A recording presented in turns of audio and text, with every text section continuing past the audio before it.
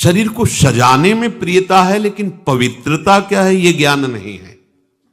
शौचाचार की पवित्रता का बिल्कुल ज्ञान नहीं है, बस सजाने की प्रियता है। बाहर से चिकना दिखना चाहिए, लेकिन वो पवित्र है कि नहीं उसको ज्ञान नहीं है, बिल्कुल पता ही नहीं। शौचाचार का पशुवत आचरण है, देखने को मिलते हैं। खड़े खड़े लघु शंका कर रहे हैं, मुंह में बीड़ी, ऐसे वही जनेन्द्री को छुआ ऐसे कर, ना हाथ धोना, ना आचमन करना, न पैर धोना, बिल्कुल पशुता का आचरण है। भला पवित्र शरीर है तो मन तुम्हारा पवित्र कैसे हो सकता है?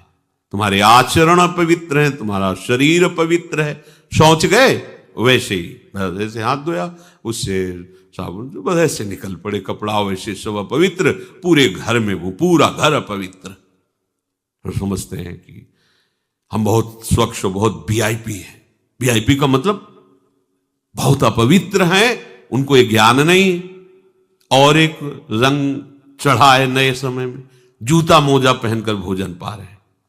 देखो कैसी, अरे साधारण आदमी जिसको कोई शास्त्र से मतलब नहीं, किसान आदमी जो हाथ पैर धो करके पीढ़ा पे बैठ करके भोजन पाने जाए, इतनी पवित्रता तो हमने गांव में देखी है। बिल्कुल शास्त्र नहीं जानते, कुछ नहीं, पर भोजन पाना है तो हाथ पैर धोए और लकड़ी के पीढ़ा में बैठ के और जय भगवान हाथ जोड़ करके जमीन पर बैठ के भोजन पाए। आज चाहे वो चमड़े का जूता हो, चाहे ध्यान रखना, चमड़े की बेल्ट पहनने वाला और चमड़े के जूता पहनने वाले को गौ हत्या का पाप लगता है।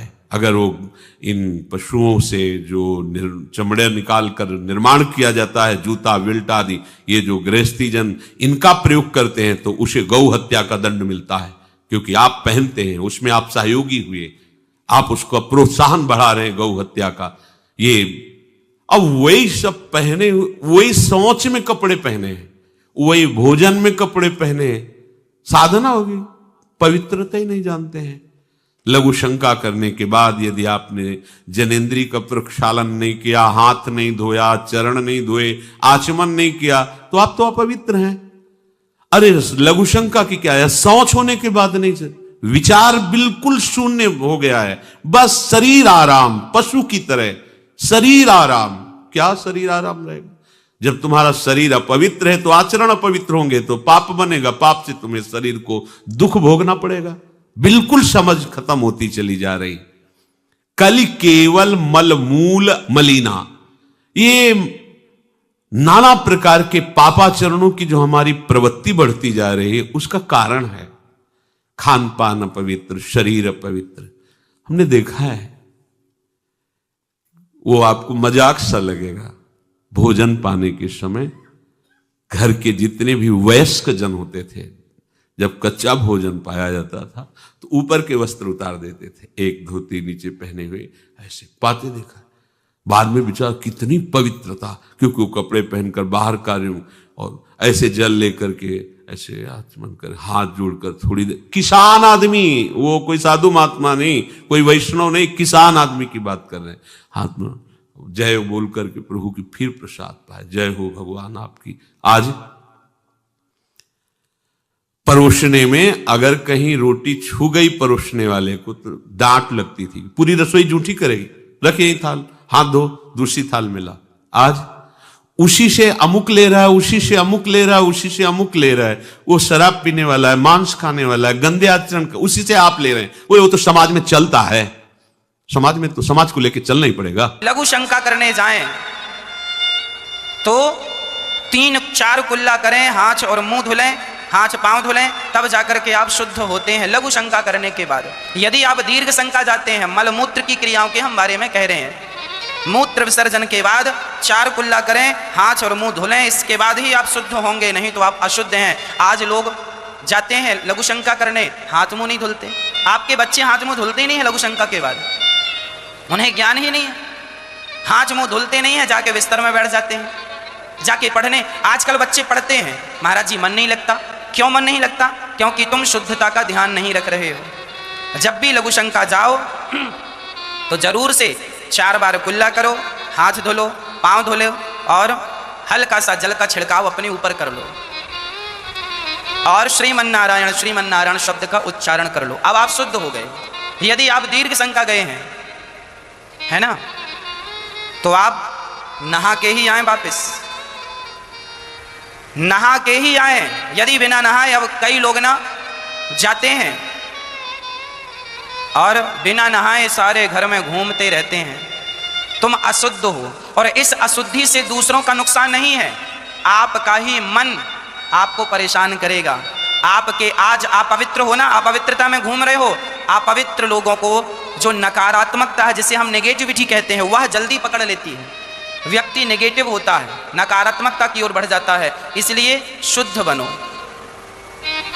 लघु शंका और दीर्घ शंका यह मलमूत्र की क्रियाएं हैं। दीर्घ शंका जाने, दिन में 4 बार दीर्घ शंका जाना पड़े तो 4 बार नहाओ। पूरा ना नहाओ तो अर्ध स्नान करो। अपनी नाभि को गीला करो, नाभि से लेके पूरा पानी डालो। यहाँ गर्दन छोड़ के, यदि आपको सर्दी लग रही है, प्रॉब्लम है, तो सिर ना गीला करो। यहाँ कंधे से पानी डालकर सर्वांग शरीर को गीला करो। इतना भी ना कर सको तो अपनी नाभि तक पानी डालकर अपनी नाभि को गीला करो और पूरा पाँव हाथ सब गीला करके और फिर कपड़े चेंज कर लो। जो कपड़े पहनकर आप दीर्घ शंका में जाते हैं वो सारे कपड़े आपको धुलने चाहिए। अब आप कपड़े पहन के दीर्घ शंका हो आए और उसके बाद सारे घर में घूम रहे हैं तो आपकी बुद्धि भ्रष्ट हो जाएगी और यही भ्रष्टता तुम्हारी सर्वनाश का कारण बन जाएगी। महाभारत में एक कथा है राजा नल की। एक राजा थे नल, ये महाभारत, ये तुम कथाएं पढ़ा करो, ग्रंथ पढ़ो तो कुछ समझ में भी आए। राजा नल थे, वह इतनी शुद्धि का ख्याल रखते थे कि बहुत अधिक।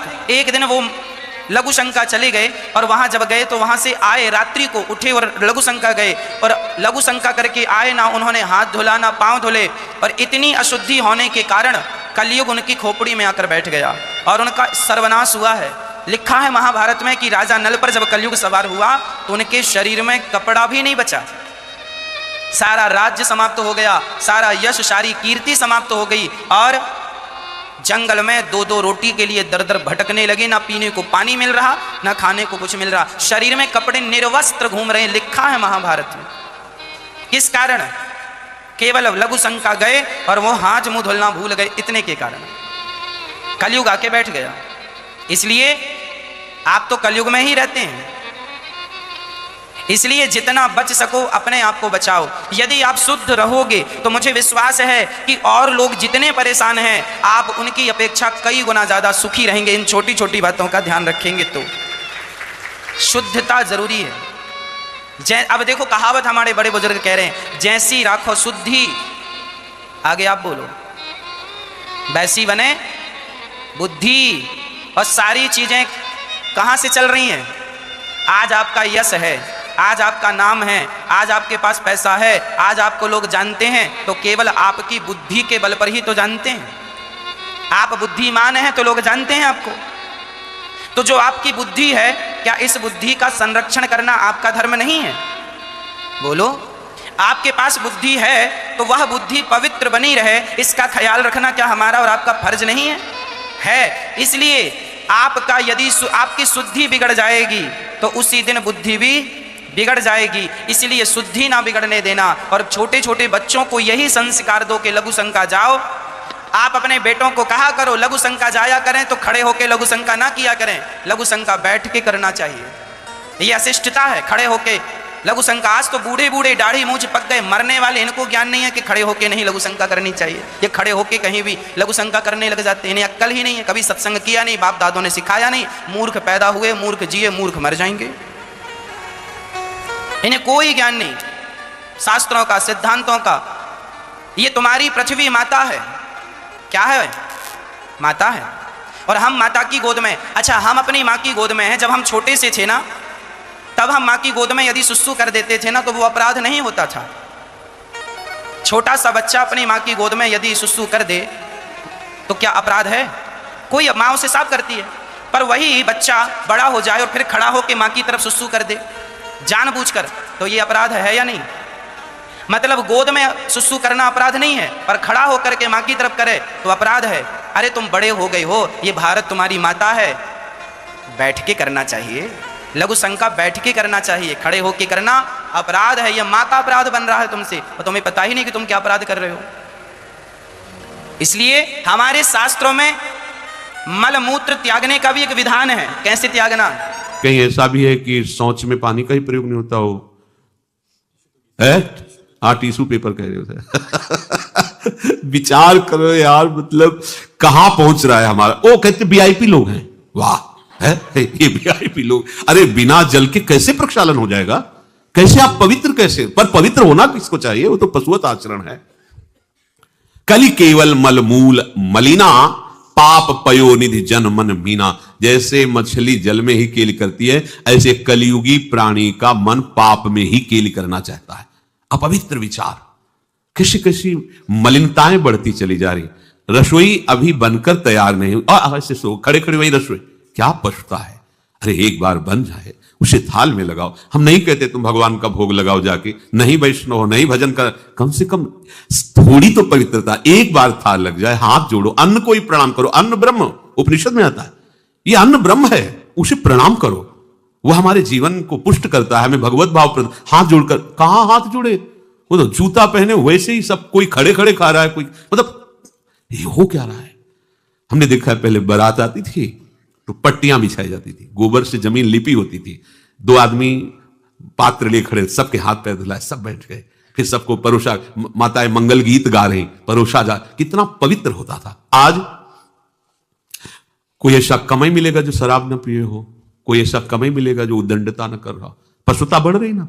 कैसे कल्याण का तो शब्द ही नहीं उनको कि कल्याण क्या, उनका यही कल्याण है, बस जनेन्द्री रसेंद्री की तृप्ति होती रहे, उतना ही वो सब कुछ समझते हैं।